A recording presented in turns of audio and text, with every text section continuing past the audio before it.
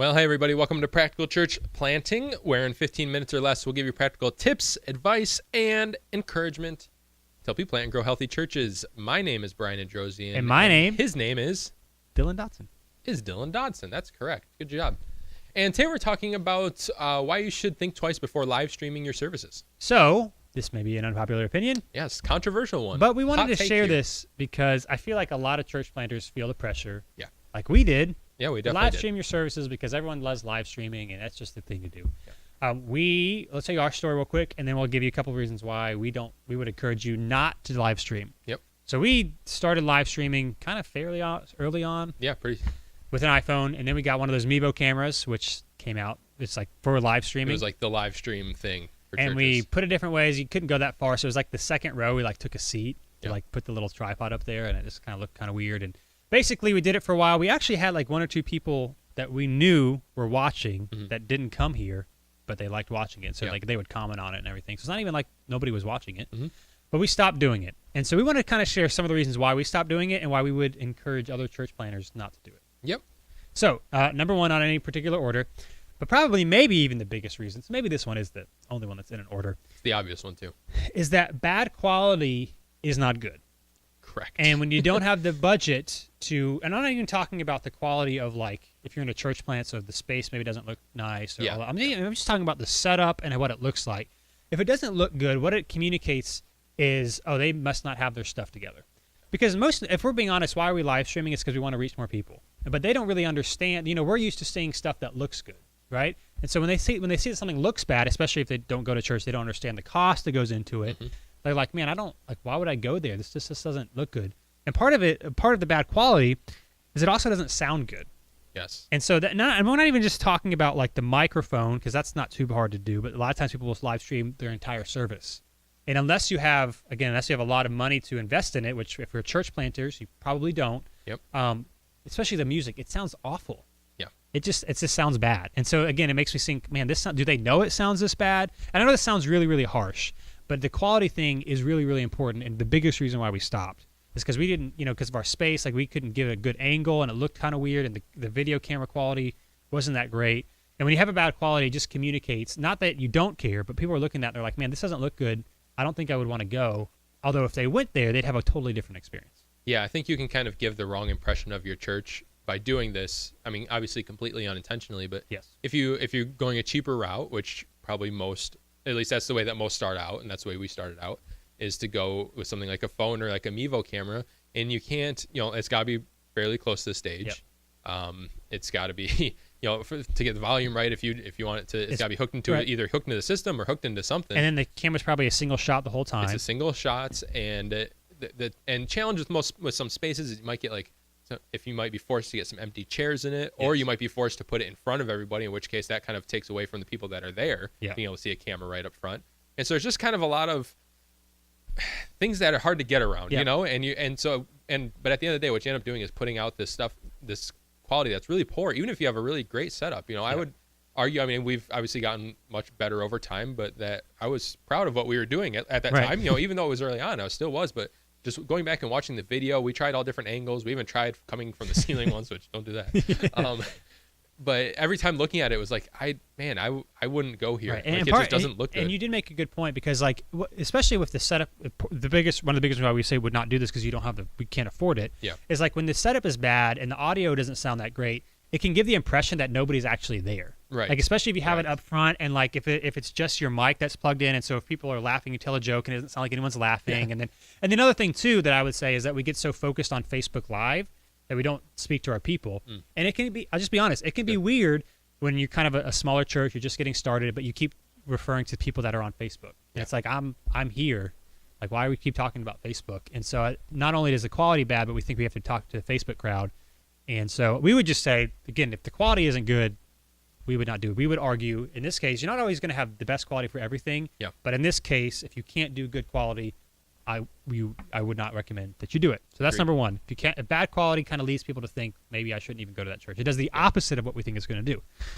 Number two is that people aren't watching long videos on Facebook. That's very true. And this is the primary place that people do Facebook Live, because it's inexpensive and it's free and that sort of thing. You don't have to pay like live stream or some of these services.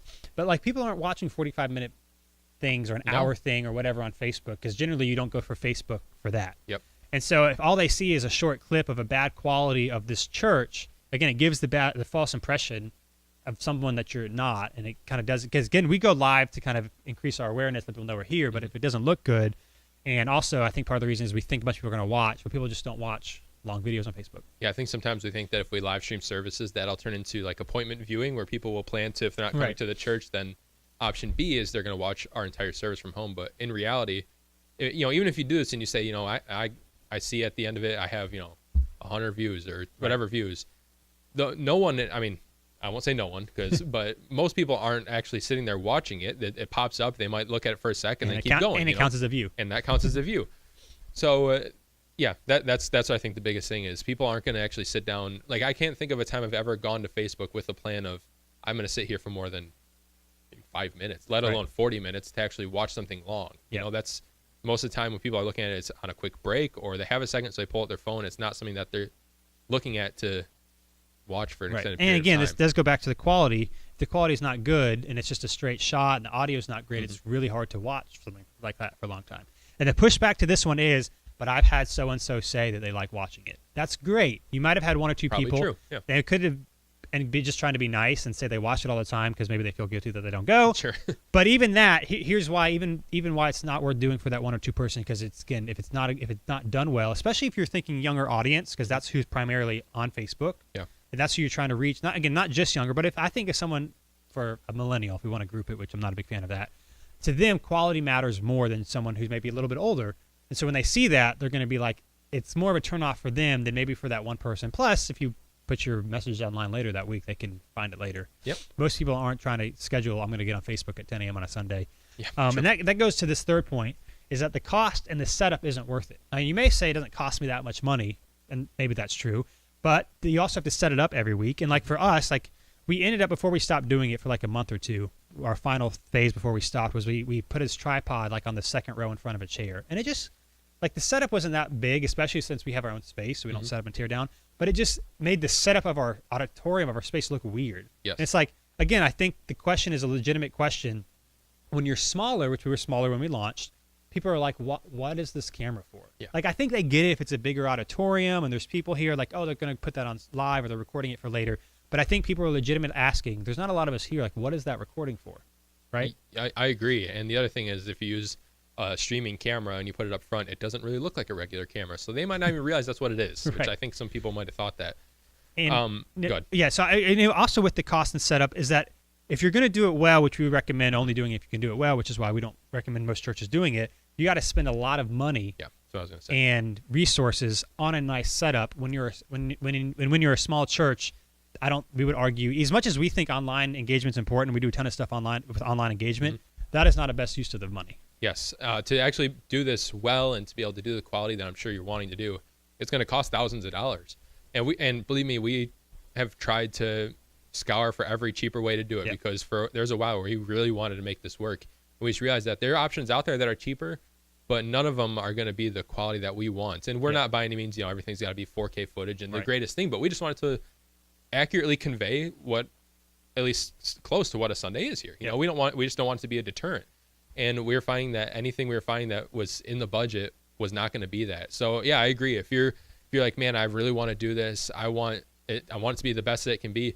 Yeah, it can be done, and it can be done, but it's going to cost a lot of money. And if you're a smaller church or a church plant or recently planted, I would agree, and I would strongly argue that there are much better uses of your money. Right. And this is coming from people that are all about online engagement and social Yes. media. And I will say, I was one person when we decided to get rid of it at first. I was the biggest fighter against it. I was like, we got to figure something out because this is What you're supposed to do. If we want to engage people online, then it makes sense to put our messages out there. But after getting a little bit further away from the situation, I realized that the points we said, people aren't going to Facebook for a message, and the cost to actually do it to the quality that we would want it to do would be a huge, Right. It would be irresponsible. And part of this too, and I think with our previous episode 23, we talked about Facebook Live tips.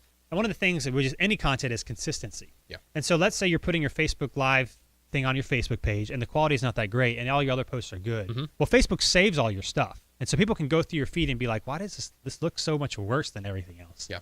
And so just the cost and the setup and how it looks in your space, just doesn't, we would say, not really worth it for a smaller church. So one more thing I'd say before we move on to the last point and kind of end the video is that if you're portable, if you're a church plant, you might maybe portable, may not have your own space, which means you're probably not in control of the internet or the Wi-Fi, or you might not be in control of how much service you have there. So there's an issue that you're going to run into, or could potentially run into, of having a choppy video or having poor video quality because of the internet. And that's a lot of times you won't be able to have someone that's sitting there monitoring it the whole time. So that might not be something you realize until after it's done and after you've been live for an hour. Totally. Yeah, and again, so if you buy all this equipment and then you can't even do it, right, that's difficult. So the cost and the setup is one reason why we wouldn't recommend small churches with limited budget to do it. And then the last one could kind of sum it all up into that to this point, but we would just ultimately say that the return on the investment isn't worth the cost, the time, the energy, and the effort. We're not saying you shouldn't record a video version of your message, because we do, and we put it online. But the difference is it's way easier to set up a camera in the back of the room or whatever, zooming in after the fact and upload it online than use a live stream, especially on Facebook. The quality is, for most pages, at 720p. It's not 1080. I think there's maybe some of the bigger ones have been able to get around that, but if you're a church, probably you can't. Probably not. And so it's just all of the work and effort. And I would just say the stress into it is just not worth it. I think most church planters do it because they think they're supposed to. Other people have said that you should do it. But regardless, even if it's a great quality, I wouldn't live stream worship, because nobody's worshiping to Facebook. I know it sounds bad. There's really no point. But even if you just did your message, the quality of the audio and the video is probably not going to be great. It's just going to be a single shot. And it's just a lot of work and stress for something that's not going to give you a big return. Again, a lot of people aren't watching long videos on Facebook, especially if you're not well-known or well-known church. They're not going out of their way to watch your stuff. And I think ultimately it can give you it does the opposite effect of what you want it to do. Yeah, so I think you need to ask what's the reason that you're wanting to do this. Yeah. And if the reason, which probably most people is to have people see this and then visit your church from it, then you have to think, is the quality that I'm going to be putting out, is that going to cause people to want to come and visit my church? And I can only speak for someone who's 28 years old, because that's me. But when I see really bad live stream videos, if I was not in the ministry or whatever, and if I was just looking for a church to go to, my first thought, if I'm being totally honest, is I'm not going to that church. No. It just doesn't look good. It doesn't look good. It doesn't look like there's energy. It doesn't look... Most of the time, honestly, for being frank, most of the time it doesn't look like there's anyone there. Right. That's kind of the... Again, and not just because truth, maybe where it's set up, but then you can't hear people, and it's exactly. And you're like, you should love Jesus, you should go anyway. Yes, but we're using social media to reach new people, reach people who don't know Jesus. And so we don't want to do a bad quality. And I get it. The heart behind this is so good. Yeah, totally. We want to reach people. We got a message to share. But bad quality, people don't listen to a long message on Facebook unless it's someone that they know and really like. You can upload your message and they can listen to it later. People say that they love it. They're watching it way less than they are. Yeah. And even if you have the 1 or 2 or 3 people watching it, which is great, I think you're deterring more people than you are actually attracting to your church. And I don't think it's a neutral thing. If it's a bad quality, if it looks like there's no energy there, if you spend a lot of time like talking to Facebook instead of talking to your people, which we've talked about the 6 tips for preaching, about how you should like not be like, hey, welcome here. But also when you're talking to like the Facebook crowd, the people in the audience feel like less than. I feel like I actually came, right. But you seem to be more interested in the people that didn't. Right. And I get it. We're doing it because our hearts are good, but I just think overall it's not a neutral thing. I think it does more harm than good if you don't have not only the financial ability to make it look good, but have the setup to make it look good. Yeah. And that it's consistent every single week. And again, when you're a church plant, you can't always control that, especially if you're portable. Yep. So I would end it in saying it's a thing that can cause a lot of stress that you're going to want to do and stress a lot over it. I would say the best advice is just to kind of let it go for now. Yeah. So again, bad quality is not helpful for you. Number 1. Number 2, people aren't watching long videos anyway on Facebook. Number 3, the cost and setup. And then number 4, ultimately the return on the investment isn't what we often think it is. Right. In fact, it can hurt us. So, hey, those are just some things to think about before going live on Facebook, or live streaming your services on Facebook and anywhere else you might live stream them. So thanks for being with us. If you have questions, maybe you have more questions about this particular topic. Maybe. Practicalplanting.com/questions. Submit a question. We'll talk about it. And thanks for being with us. We'll be with you next time on Practical Church Planting.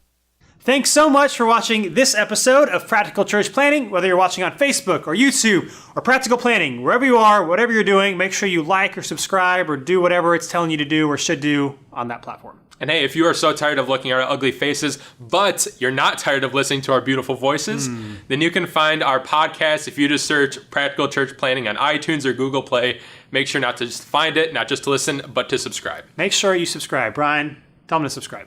Subscribe. See you next time.